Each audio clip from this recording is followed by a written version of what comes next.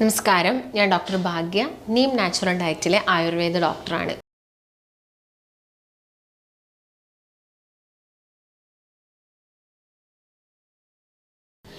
Wait കൂടുന്ന സമയത്ത് എല്ലാവരും ബുദ്ധിമുട്ടുന്ന ഒരു പ്രശ്നമാണ് കുടവയറെന്ന് പറയുന്നത്.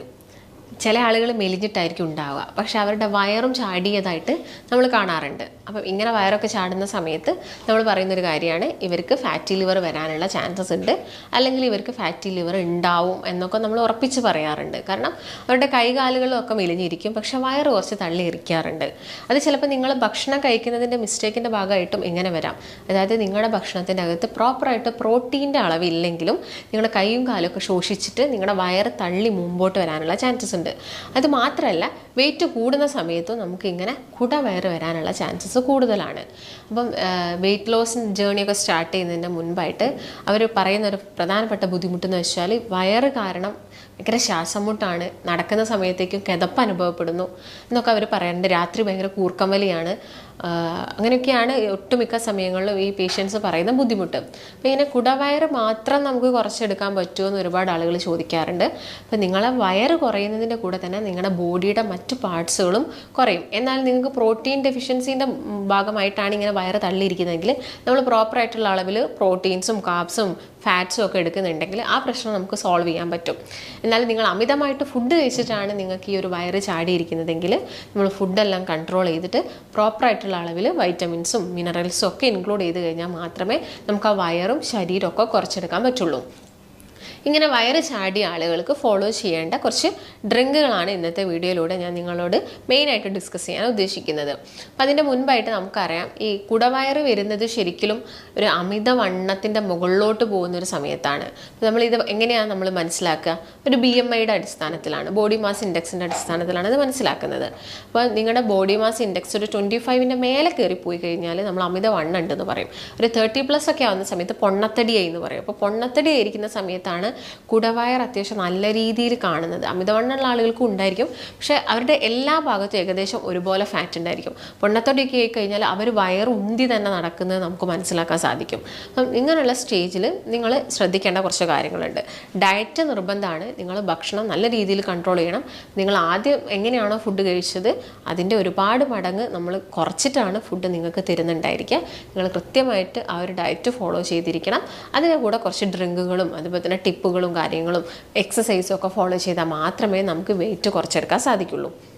അപ്പോൾ അതിലാദ്യം തന്നെ നിങ്ങൾ ഫോളോ ചെയ്യേണ്ട ഒരു കാര്യം എന്ന് പറയുന്നത് ലെമണും അതുപോലെ തന്നെ ഹണിയും കൂടി മിക്സ് ചെയ്തിട്ടുള്ള വാട്ടറാണ്.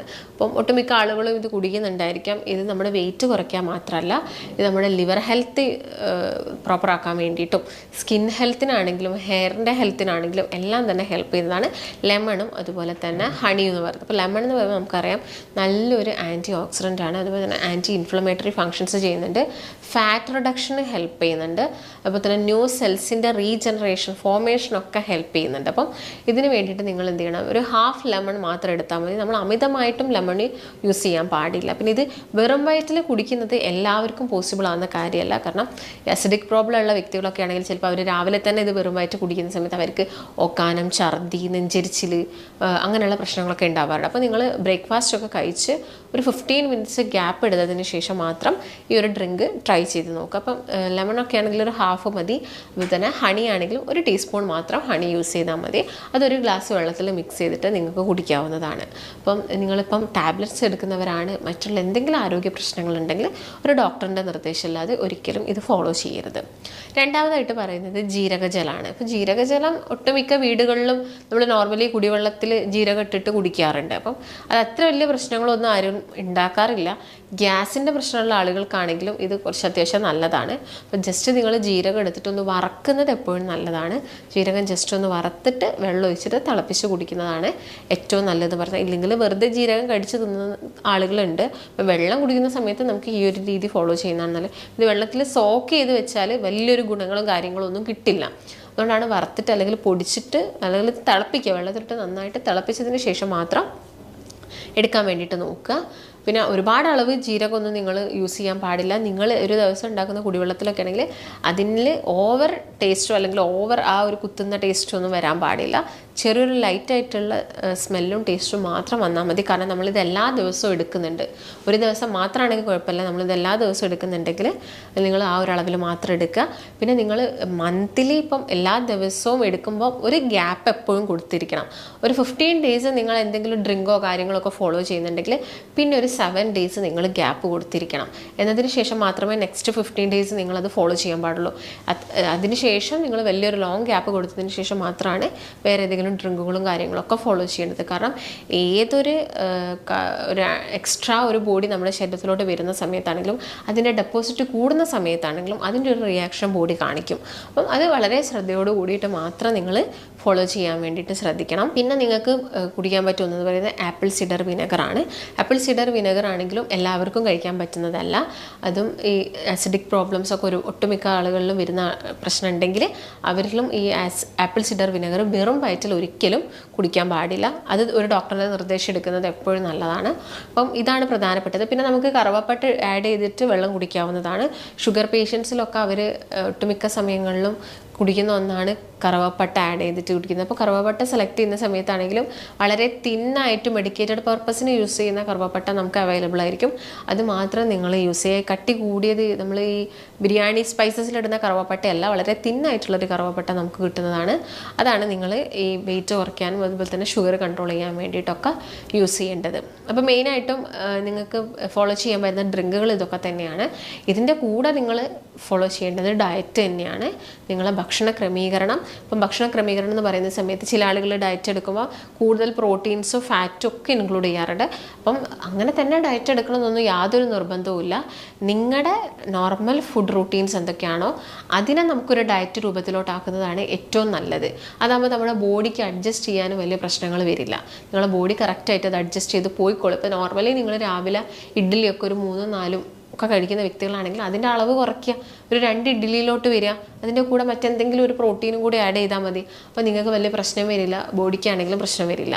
അപ്പോൾ നിങ്ങൾ പെട്ടെന്ന് തന്നെ സഡനായിട്ട് രാവിലെ തന്നെ ഒരു മീറ്റ് സ്റ്റാർട്ട് ചെയ്യുക. ഒരു മീറ്റ് കഴിക്കുന്ന സമയത്തൊക്കെ ഒരുപാട് ആളുകൾക്ക് പ്രശ്നം വരും. അവർക്ക് ചിലപ്പം ഗ്യാസിൻ്റെ പ്രശ്നങ്ങളൊക്കെ വരാറുണ്ട്. അപ്പം അങ്ങനെയുള്ള കാര്യങ്ങൾ തടയാൻ വേണ്ടിയിട്ടാണ് നമ്മുടെ ഫുഡ് റൂട്ടീനെ ഡയറ്റ് രൂപത്തിലോട്ട് കൊണ്ടുവരാൻ വേണ്ടിയിട്ട് പറയുന്നത്. അപ്പോൾ ഉച്ചയ്ക്കൊക്കെ ആണെങ്കിൽ റൈസ് കഴിക്കണ്ട എന്ന് പറയുന്നില്ല. റൈസ് ചെറിയൊരളവിൽ നിങ്ങൾ കഴിക്കുക. ഒരു ചെറിയൊരു കപ്പ് റൈസ് കഴിക്കുക. അതിലോട്ട് വെജിറ്റബിൾസും അതുപോലെ തന്നെ സാലഡ്സും നല്ല പ്രോബയോട്ടിക്സും ഫിഷും എല്ലാം തന്നെ ഉൾപ്പെടുത്തിയിട്ട് നിങ്ങൾക്ക് ഡയറ്റ് എടുക്കാവുന്നതാണ്. ഉച്ചയ്ക്ക് ലഞ്ചിന് അത് മതി. പിന്നെ ഇൻ ബിറ്റ്വീൻ ടൈമിൽ നമുക്ക് എന്തെങ്കിലും ഒരു സ്നാക്ക് ആഡ് ചെയ്യാം. സ്നാക്ക് എന്ന് ഉദ്ദേശിക്കുന്നത് നട്ട്സായിട്ടോ സീഡ്സുകളായിട്ടോ ഒക്കെ നമുക്ക് സ്നാക്ക് ആഡ് ചെയ്യാവുന്നതാണ്. ഇല്ലെങ്കിൽ പ്രോബയോട്ടിക്സ് ആ സമയത്ത് എടുത്താൽ മതി. തൈരോ അങ്ങനെ എന്തെങ്കിലുമൊക്കെ ആ ഒരു ടൈമിൽ നിങ്ങൾ എടുക്കുക. പിന്നെ നമുക്ക് തേങ്ങയൊക്കെ കഴിക്കുന്നത് നല്ലതാണ് ഇൻ ബിറ്റ്വീൻ. അപ്പം എള്ളും തേങ്ങയൊക്കെ മിക്സ് ചെയ്തിട്ട് നമുക്ക് കഴിക്കാവുന്നതാണ്. അതുപോലെ തന്നെ നട്ട്സുകൾ, ഇപ്പോൾ കാഷ്യൂ, ബദാം, എല്ലാ നട്ട്സും നമുക്ക് കഴിക്കാം. പക്ഷേ എല്ലാത്തിനും അളവുണ്ട്, അതാണ് ശ്രദ്ധിക്കേണ്ടത്. എല്ലാം ഒരു 5 വീതമാണ് നമ്മൾ കഴിക്കുന്നതെങ്കിൽ ഒരു 20ഓളം ആയി കഴിഞ്ഞാൽ ഒരു ദിവസം വലിയ പ്രശ്നം ഉണ്ടാവില്ല. പക്ഷെ നമ്മൾ അതിൽ കൂടുതലായിട്ട് നട്ട്സ് എടുക്കുന്നുണ്ടെങ്കിൽ അത് ശരീരത്തിന് പ്രശ്നം ഉണ്ടാക്കും. പിന്നെ ഒരു ഈവനിങ് ടൈമൊക്കെ ആകുന്ന സമയത്ത് എല്ലാവർക്കും ഇഷ്ടമുള്ളൊരു കാര്യമാണ് ചായ കുടിക്കുക എന്ന് പറയുന്നത്. അപ്പം ചായ നിങ്ങൾ ഒഴിവാക്കിയിട്ട് അതിന് പകരം ഒരു ഗ്രീൻ ടീ എടുക്കുകയാണെങ്കിൽ അത് കുറച്ചും കൂടി ഹെൽത്തിയാണ്. അപ്പോൾ ഗ്രീൻ ടീ സ്റ്റാർട്ടിങ് ടൈമിൽ അതിൻ്റെ ആ ഒരു ടേസ്റ്റ് നമുക്ക് കുറച്ച് ബുദ്ധിമുട്ടായിരിക്കും. പക്ഷേ നമ്മളത് ഡെയിലി എടുക്കുന്ന സമയത്ത് നമുക്കത് കുറച്ചും കൂടി കൺസ്യൂം ചെയ്യാൻ ഈസി ആയിരിക്കും. ഫാറ്റ് പെട്ടെന്ന് ഉരുകി പോകാനൊക്കെ അത് ഹെൽപ്പ് ചെയ്യുകയും ചെയ്യും. അത് നോക്കും. ഇപ്പം നൈറ്റ് ടൈമൊക്കെ ആകുമ്പോൾ നോർമലി നമ്മളെല്ലാവരും ചോറ് കഴിക്കുന്നവരാണെങ്കിൽ അതൊന്നും ഒഴിവാക്കുക. കാരണം ഓൾറെഡി നമ്മൾ കാർബ്സ് എടുക്കുന്നുണ്ട്, രാവിലെയും ഉച്ചയ്ക്കായിട്ടൊക്കെ എടുക്കുന്നുണ്ട്. നൈറ്റിൽ ആ ചോറ് കഴിക്കൽ അങ്ങോട്ട് ഒഴിവാക്കിയിട്ട് രാത്രി ചപ്പാത്തിയോ അല്ലെങ്കിൽ റാഗി കൊണ്ടുള്ള ഐറ്റംസോ അല്ലെങ്കിൽ മില്ലറ്റ്സ് ഉപയോഗിച്ച് ചെറുധാന്യങ്ങൾ ഉപയോഗിച്ചിട്ടുള്ള ഫുഡ് ഐറ്റംസ് ഒക്കെ ആണെങ്കിൽ അത് അത്ര കുഴപ്പമുണ്ടാവില്ല. രാത്രി ആ രീതിയിൽ നോക്കുക. പിന്നെ നിങ്ങളൊന്നും കഴിക്കാൻ നിൽക്കണ്ട. പിന്നെ നിങ്ങൾ ഒരു 3 മണിക്കൂർ ഫുഡ് കഴിച്ച് ഒരു 3 മണിക്കൂർ കഴിഞ്ഞതിന് ശേഷം പോയിട്ട് കിടന്നുറങ്ങുക. ഈ ഒരു ഡേയിൽ നിങ്ങൾക്ക് നല്ലൊരു എക്സസൈസ് ഉണ്ടായിരിക്കണം, വെള്ളം കുടിച്ചിരിക്കണം, ഒരു ഉറക്കം നന്നായിട്ടുണ്ടായിരിക്കണം. പിന്നെ മറ്റെന്തെങ്കിലും ആക്ടിവിറ്റീസ് നിങ്ങൾ ചെയ്യുന്നുണ്ടെങ്കിൽ അതിലൊക്കെ ഇൻവോൾവ്ഡ് ആയിരിക്കണം. അപ്പം ഈ കാര്യങ്ങളൊക്കെയാണ് മെയിനായിട്ടും നിങ്ങൾ ശ്രദ്ധിക്കേണ്ടത്. അപ്പം കുടവയർ എന്ന് പറയുന്നത് മാത്രം നമുക്ക് കുറച്ചെടുക്കാൻ സാധിക്കില്ല. അല്ലെങ്കിൽ കുടവയറിന് മാത്രം നിങ്ങൾ എക്സസൈസ് ചെയ്യുകയാണെങ്കിൽ ഈ കുടവയറൊന്നും നമുക്ക് മാറ്റിയെടുക്കാനൊന്നും പറ്റില്ല. നമ്മൾ എല്ലാ ഭാഗത്തും വെയിറ്റ് കുറയുന്നതിൻ്റെ കൂടെ തന്നെ മാത്രമേ കുടവയറും നിങ്ങൾക്ക് കുറയുള്ളൂ. അപ്പം നിങ്ങൾ ഈ കാര്യങ്ങളൊക്കെ ഒന്ന് ശ്രദ്ധിക്കുകയാണെങ്കിൽ നമുക്ക് വളരെ ഈസി ആയിട്ട് വെയിറ്റ് കുറച്ചെടുക്കാൻ സാധിക്കും. ഇതിൻ്റെ കോംപ്ലിക്കേഷനായിട്ട് വരുന്ന ശ്വാസം മുട്ട് പോലുള്ള പ്രശ്നങ്ങൾ, മുട്ടുവേദന, മസിൽ ക്രാംസ് അങ്ങനെയുള്ള പ്രശ്നങ്ങളൊക്കെ നമുക്ക് കുറച്ചെടുക്കാൻ സാധിക്കും. നിങ്ങൾക്ക് വെയിറ്റ് കുറയ്ക്കാൻ താല്പര്യമുണ്ടെങ്കിൽ, ഡയറ്റിൽ ജോയിൻ ചെയ്യാൻ താല്പര്യമുണ്ടെങ്കിൽ താഴെ കാണുന്ന നമ്പറിൽ കോൺടാക്റ്റ് ചെയ്യാവുന്നതാണ്. മറ്റൊരു നല്ല ഹെൽത്ത് ടോപ്പിക്കുമായിട്ട് വീണ്ടും കാണാം. നന്ദി.